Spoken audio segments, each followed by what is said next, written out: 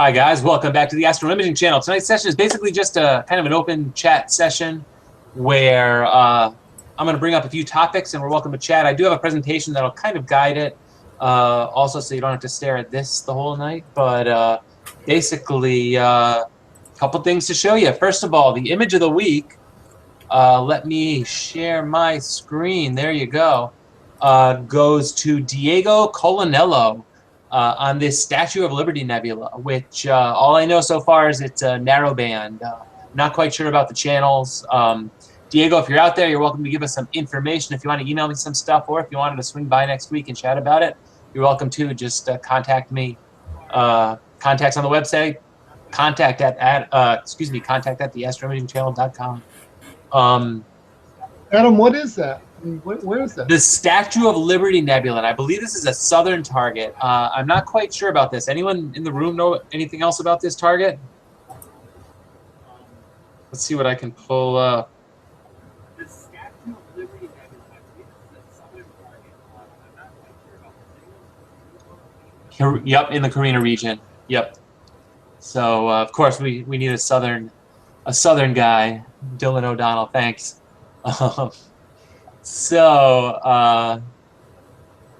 Yeah, I'm blind to that stuff. Let's see here. I'm gonna try and take my screen back.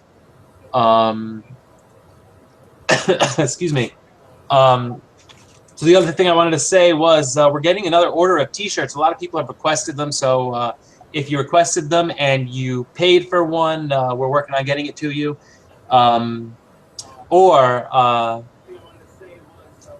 Oh yeah, also we can do international. So somebody had asked me if we could do international. Yes, we can. There you go. And thanks for the people that are buying the shirts. You get a cool shirt and it helps support us. And basically we've managed to already pay for the year's worth of hosting and the year's worth of chat, which is kind of awesome. Yeah, going into the presentation, and somebody suggested this after I actually posted the first few topics, and excuse that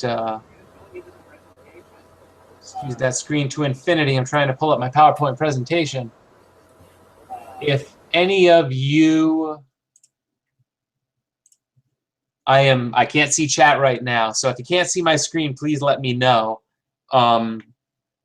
And I'm gonna have to ask someone in the room if they wouldn't mind calling out or monitoring chat. Yeah, I'll do that, Adam. Okay. Might make it a little tough, but basically what I'm going to do is I'm going to try and go through everything, and we'll see what happens.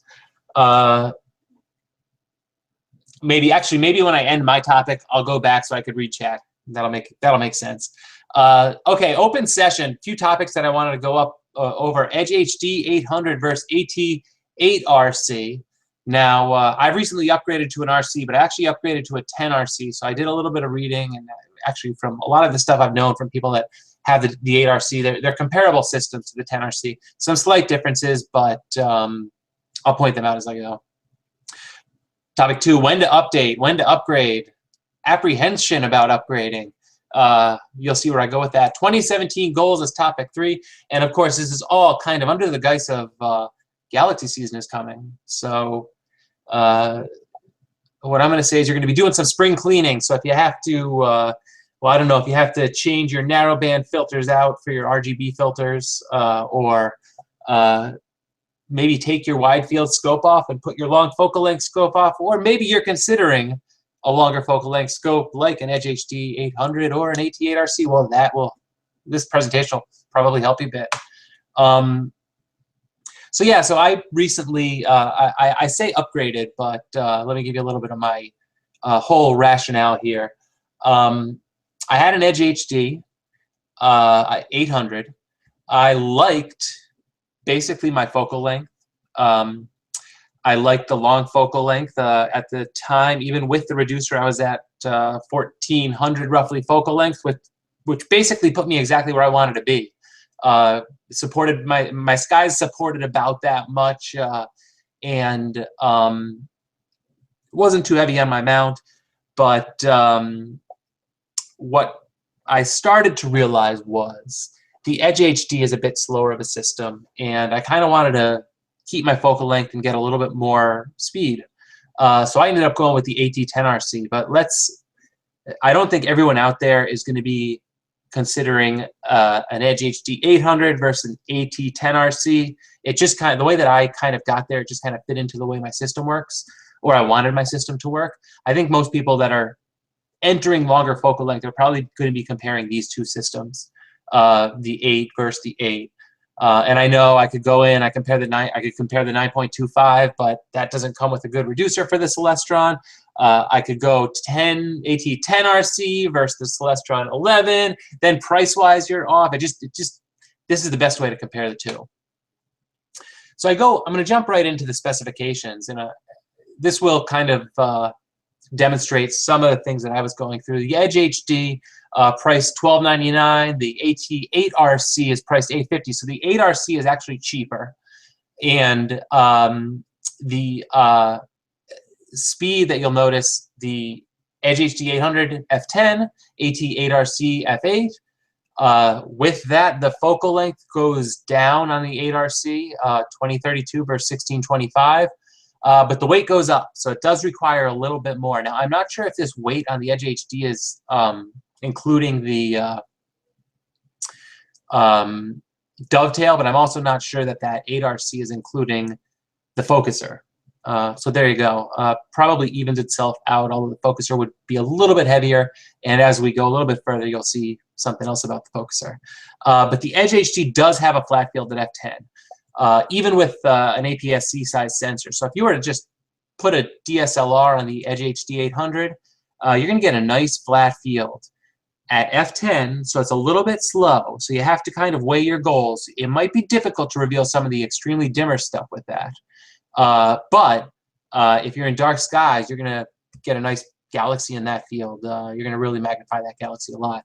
The AT8RC is going to require some sort of flattener to get your flat field with an APS-C sensor, or even something a little bit smaller like an 8300 sensor.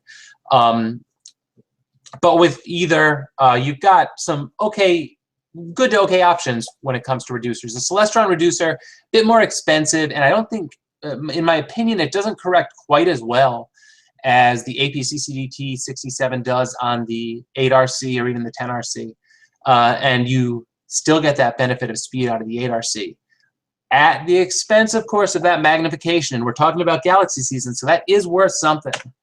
But I'm going to jump into my comparisons right here. And I made a few of them green because those are where I consider a big advantage goes to one system. Of course, as I said before, longer focal length with the Edge HD 800, shorter focal length, wider field with the AT8RC. The Edge collimation is extremely easy. It's probably, well, it's very easy. If you mess it up, it's not like you have to start all over. You can do it on just a star, and it's actually probably easiest to do basically just with a star. Whereas with the AT8RC, I've had to use a laser collimator.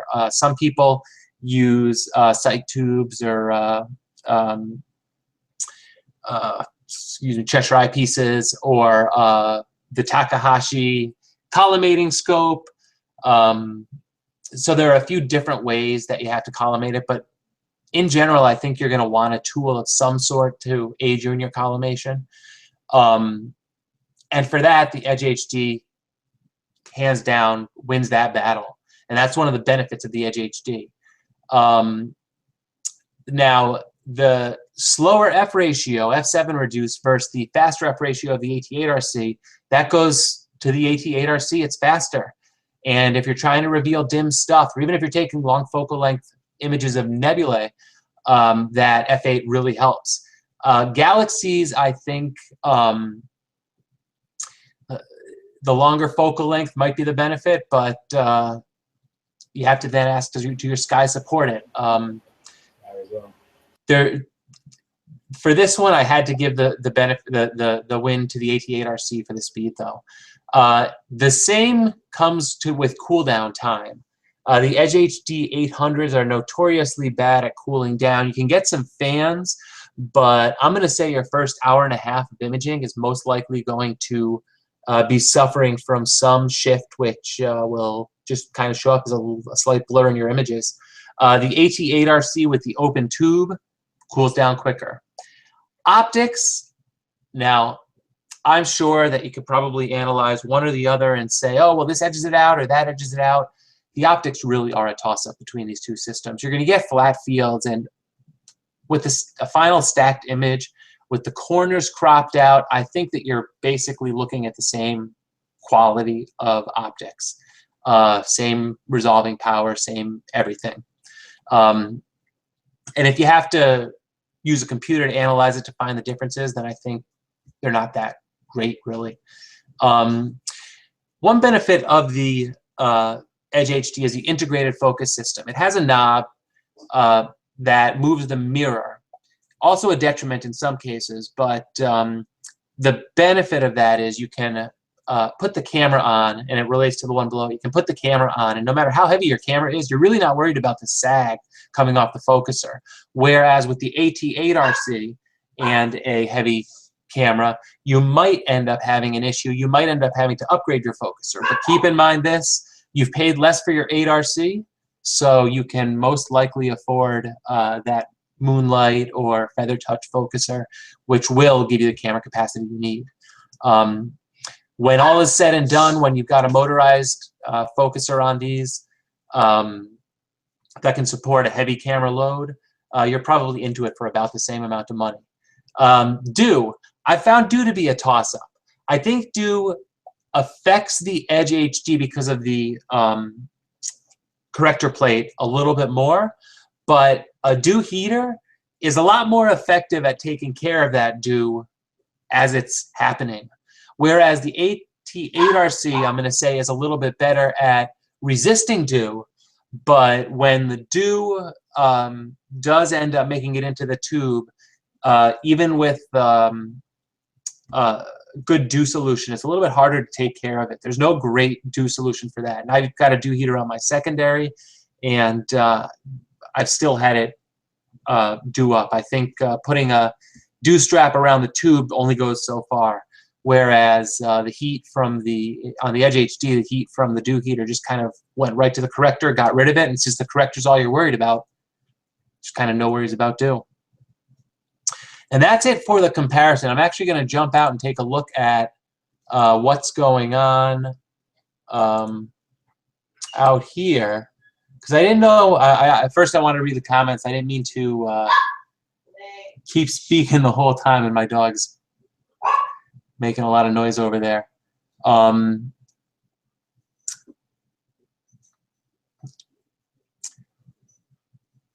Okay, I'm seeing some comments. Hard time getting the target to fit in a 1,000 millimeter or a 400 millimeter.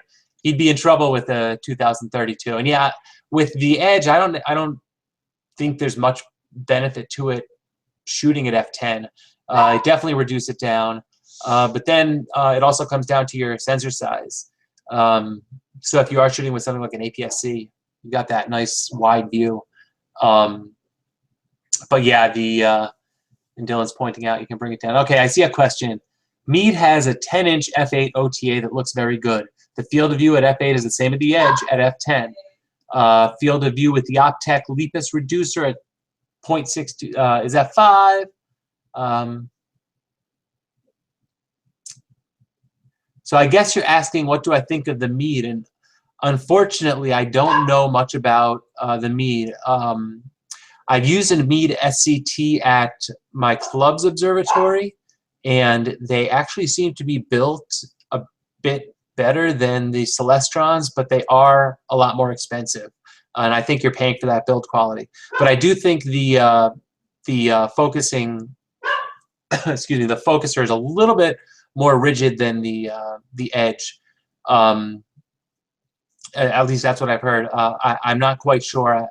I wouldn't want to go too far in answering that question because I have no specific experience with it. But yeah, and yes, moving on to the next comment, George, you can go wide field Hyperstar with the Edge. And I meant to put that in that presentation or in that slide, but I completely forgot. But yeah, Hyperstar is one big benefit of the Edge. We have Dylan in the room, but you can probably go back to Dylan's presentation on that and really see some a great example of using Hyperstar on it.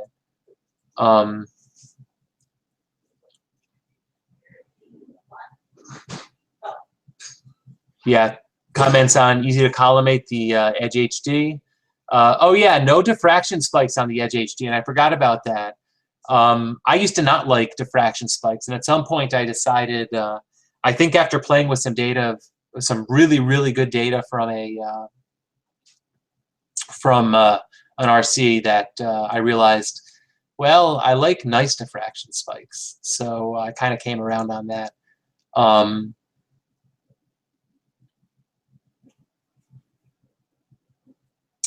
I see some other things, but I did also see, what if you replace the edge focuser?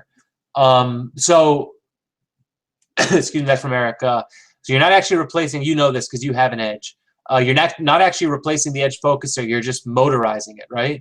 I guess I shouldn't say that. What if you lock down the mirrors and then put a Crayford on the back of the edge, which you could probably do. Adam, that's what I did. Yeah. I locked down the mirror and put on it, and that got around a lot of the issues with the edge. Yeah, and that I'm sure is the case. When all was said and done for me, like I said, I went a little bit different of a direction. I wanted more aperture, but I wanted to spend all that aperture on speed. I didn't need any of the focal length that it would give me. I just wanted the speed. So that's why I ended up having to go bigger, but also switch basically types of telescope.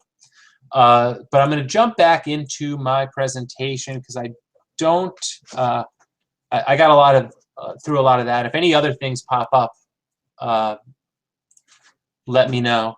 Because I'm going to actually show you an example. Okay, here we go. I should probably showed you this before. So this was one of my first images with my Edge H. Excuse me, I'm sorry. This is one of my first images with my AT10RC, reduced with the CCD T67, so that I'm down to about f5.6. And this was, if I remember correctly, 16 subs of H alpha and 16 subs, and 18 subs of O3, all 30-minute subs. So what is that? That's about 18 hours or so of data acquisition. Nice field. Now, I wasn't quite as good when I took this image, but this was taken with the Edge. And this is 12 subs and 12 subs. So this was 12 hours of H alpha and O3 bicolor, just like this one. But you can see more magnification, and because of that, just a lower signal to noise. There's a lot less for me to work with, and I don't know, that magnification didn't do too much for me. I prefer everything more about this one. Yes, probably did just a better processing job in general, but even looking back at this data, it just wasn't strong enough. I probably should have had twice as much data, maybe 3 times as much data. And that demonstrates where more aperture, but taking it in the F ratio, getting the speed out of it really helps. And another one here, the soap bubble nebula. Hopefully you can see it there, but I had tried to get the soap bubble with my Edge, and it was really, really, really tough. Because of the way the math works, I'm almost getting it 2 to 3 times as fast. I think twice as fast, at least, with the AT10RC. So it just helps me to reveal dimmer stuff. Topic 2, what I wanted to get to, and I'm going to go right into this and come right out of this. When do you upgrade? When do you update? Are you apprehensive about it like I am? Because my opinion is you should update as infrequently as possible because you never know when it's going to break something. Upgrade, well, only upgrade if you're unhappy with something. We all like to buy gear and play around with stuff, but usually whenever I buy something, it ends up slowing me down or throwing me off. And and I can usually tell what it is. The switching systems makes me terribly apprehensive. And where I'm going with this right now is I actually need to update Sequence Generator Pro. And I can't tell you how long it's been. I'm afraid to mess with the working system, but I know I need to do it. I actually did it on a different laptop because I was trying to upgrade my laptop, and I can't get that laptop working. I get timeout errors with my camera. There's always something. Yeah, so I'm planning on upgrading Sequence Generator Pro, but it's funny how it always messes it up. So what do you guys do? Do you guys always upgrade, always update with every possible upgrade? Are you chasing the betas? Or are you like me? Once you get it working, you don't want to touch it. I'm going to pop out. Hopefully I got some comments on that right there. I'll provide my feedback there, Adam. I think my version of SG Pro is probably 9 months old at this point, right? So I haven't upgraded it in a while. I tend not to until, I've been trolling the forums and stuff like that and see a feature or something that's been, affecting me that has been fixed or something like that. And then I will upgrade in terms of software, right? Yep. Yeah, and it just always, I don't know what it is about this hobby where it always feels like changing a cable somewhere can mess something up. And I don't know if you guys deal with that, but I don't know. I will tell you something, an upgrade that made a massive, massive difference is the new PixInsight star alignment and image integration it's probably 10 times faster. Oh, it's hugely faster. Yeah, it literally might be 10 times faster. It's like made life easier, way, way easier. Okay, please repeat that because I didn't hear what you said. I heard, what's the new upgrade? The new update to PixInsight is making star alignment and image integration like unbelievably faster. Maybe 10 times faster. How recent of an upgrade is it? Update? Maybe 2 months ago. Okay, I might have it. I'm not sure. Although I've only stacked one image in the last 2 months. But yeah, they changed the way they deal with the threading, right? And so it's a lot more parallel, and it really, really helps. Oh, okay. Yeah. Well, PixInsight isn't connected to my imaging laptop, so I'd be less reluctant to upgrade that. It's anything touching my my telescope. I have to tiptoe around it when I'm walking.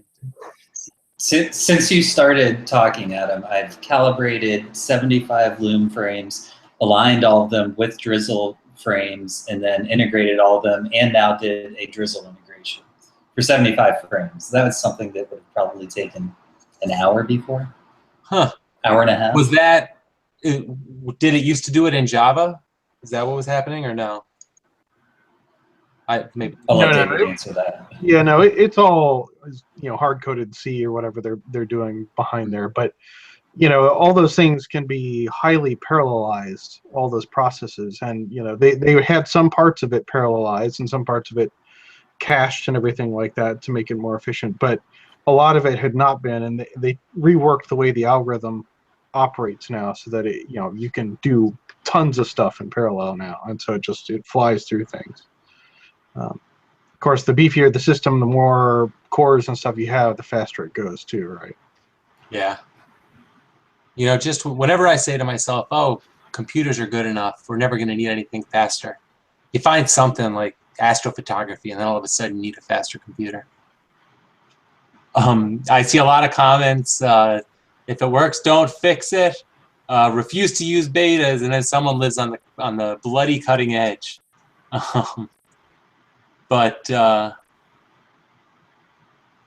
Yeah, I see a lot of people kind of feel the same way. I guess we've all been through it where when something stops working, it takes a while to sort it out, and if you can prevent that from stopping working, might be a good benefit to it. Am I still sharing my screen? Yes. So you guys are seeing the crazy video, or the crazy infinity screens. Let me jump into presentation again. 2017 goals. And we should have done this earlier because I want you to set your goals. But tell me, if you have set your goals, what are your goals? I know for me, more automation. Want to get that roof automated, and power over Wi-Fi. So basically, those are the two things. I do have a form of power over Wi-Fi, but it forces me to use AC. I want to be used, forces me to use AC. I want to use DC. So basically, power over Wi-Fi via DC. Get updated. Yeah, I need to somehow get Sequence Generator Pro updated, possibly with a new mount top computer, or maybe just with this laptop that's not working for me. I want to push my new filters in light pollution. I want to see what they could do in light pollution, not just my narrowband, but my RGB. You know, everyone says the Astro LRGBs are much better than the Beta LRGBs. Well, I'm going to test that out for myself. And yeah, do some visual observing because, well, I'm planning on going up to my lake house, which is my dark side, and I'd like to use a telescope while I use my telescope. Let's see, popping back out. I don't see any new comments on this. I don't know. If you're in chat, post some of your goals. I'd love to hear it. I'll repeat it if I come back to it. But this part, I don't know how long this is going to take. Hopefully, it'll go quickly.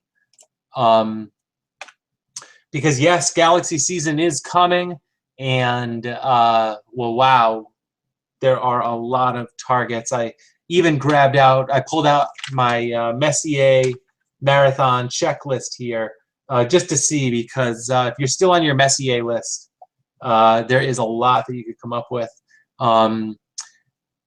Constellation at a time, and Leo M95 and M96,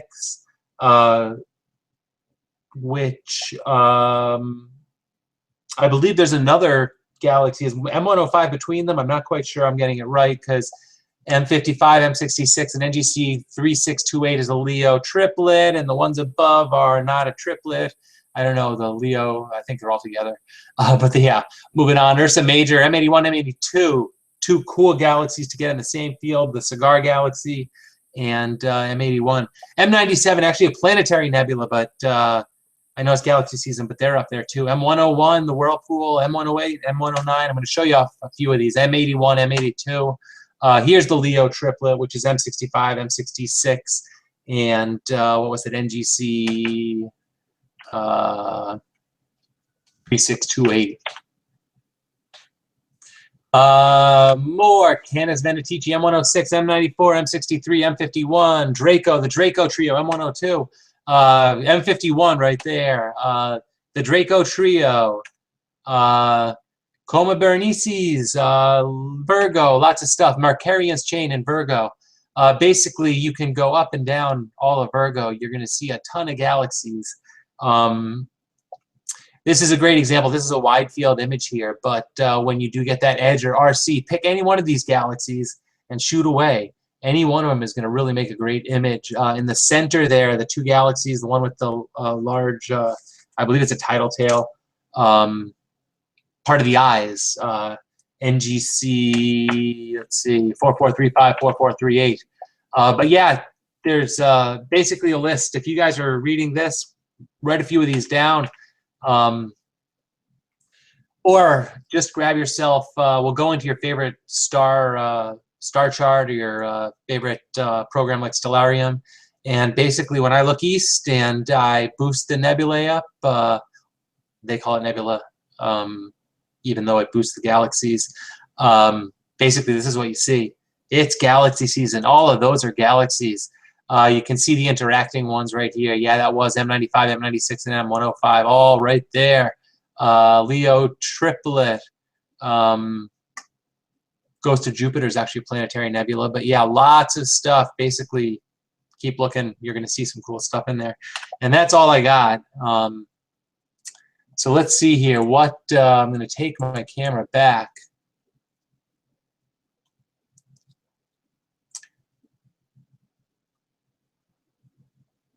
Okay.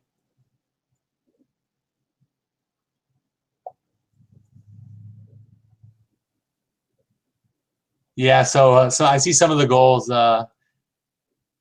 Figure out how to VirtualBox camera, laptop, and mount.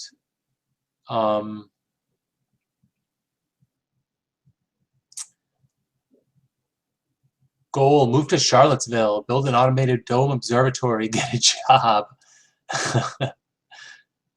Maybe not in that order. Goal, upgrade my mount. 7-year-old CGEM, looking at getting the new CGX, which, yeah, looks really interesting. I can't wait to hear some reviews of that. Needs to remain portable. Oh,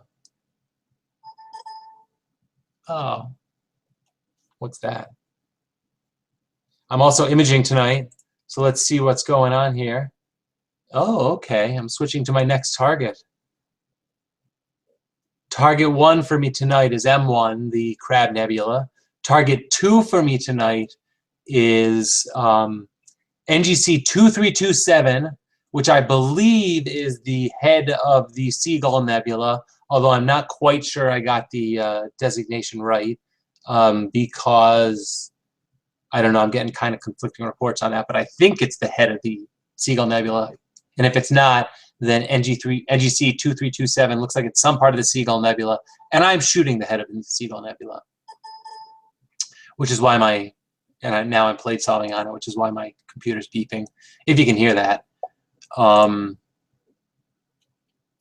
Somebody just did Markarian's chain last week. Cool target. Yeah, very cool target. Dialing in autofocus, etc., etc. Okay. So I've basically been through the whole presentation. We have some more time. What are some other things you guys are wondering about? Anything, any cool topics that we could discuss for a few minutes? I could show off my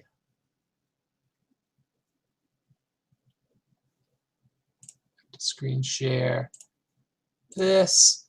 There you go. There's my Sequence Generator Pro screen. Some of you have probably seen all this before, but some of you haven't. So basically, I just switched over to this target, and I'm not quite sure. Yeah, so here's M1, first target of the night. Plate solved on the head of the Seagull, although I'm not quite sure. I'm out of the trees. I think I see some diffraction effects in there, because this target barely clears my trees, and I'm not quite sure exactly what time to nail it, but I wanted to get it going today.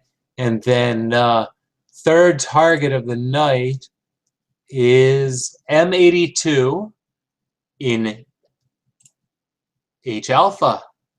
So I don't know, you guys probably know where I'm going with that, but I'm going to try and get the H alpha part of M82.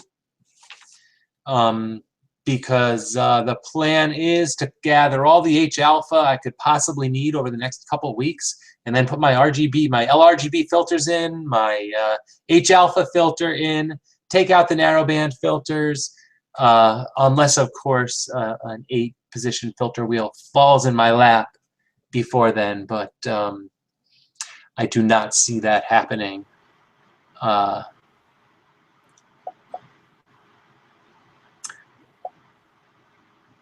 But yeah, so goal, take your first image. Oh, a newbie. Yeah, definitely take your first image. Or is it take your first image for the year?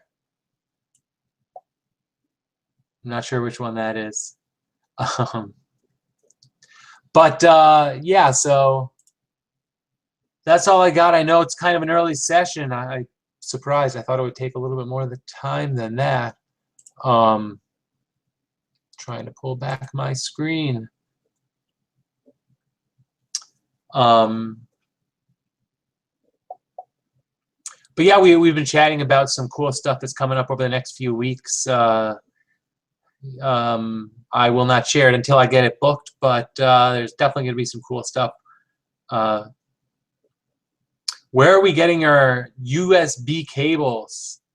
So I tend to order monoprice, but I always buy the better quality that they sell, which still is only like $2 or $3. But I'll tell you, I've bought monoprice cables, and I've bought the Radio Shack $20 cables, and sometimes they work, sometimes they break. The key is just having backups, which usually buying them for at $2 a pop is a good way to have backups. Neil's got a good question. What are you guys shooting right now? Anyone want to share what they're shooting right now? Sure. I was hoping that. Yeah, go ahead. I'm wrapping up a gravitational lens. It's the smiling lens. Probably shoot it for another week. I think the official designation of that is SD. Hold on one second. I'll give you the official designation. It is SDSS J1038 plus 4849. And it is 7.6 billion year old galaxies that are lensing around another pair of galaxies that I believe are 5 billion light years away. Still have data to process from the Winter Star Party and Centaurus A and also NGC 2170. Very cool. Yeah, that lensing target I'm really excited about. I don't remember whether we were on air or off air when we were chatting about that. I think we were off air, but I am sure when those results come around, well, we could basically talk about them for a few hours on end. So it might be a great topic to discuss in the future. As well, this collaboration that we're all, I think, trying to work on, but the weather's only been so agreeable. But RGB filters going in soon, so that's there. And I see, yeah, lots of cool stuff people are working on. M63, M97. I like M97. SH2308. So still chasing some nebula. That's a great target. Yeah. Lots of cool stuff up there. Keep them coming. Guys, keep submitting some of these things to our Image of the Week. You can go right on our website and submit it. And I don't know, it's cool to have lots of stuff to choose from. And there's been lots of cool stuff on there. So I don't know. I think that's all I've got for tonight. I will try and post sometime quickly what our next week's topic is. Oh, yeah, that's one more thing, guys. We're still looking for people to present. Basically, if you have an idea, get in touch with me. I'll let you talk about your idea for a while. And cool stuff in chat. So join us live so you can get into this chat. Definitely makes for a better experience having more participants. Thank you, guys. I'm going to end it, but good night and see you next week.